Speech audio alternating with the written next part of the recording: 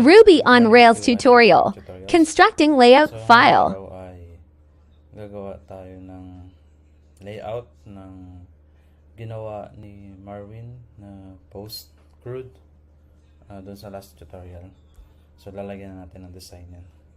Okay? So, kung ready na kayo, tara, start na tayo.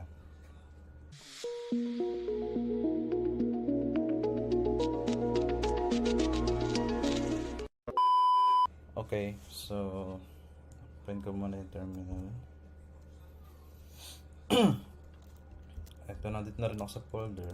So, gagawin ko muna is kunin ko muna yung update ni Marvin. So, git ko replace update. Why?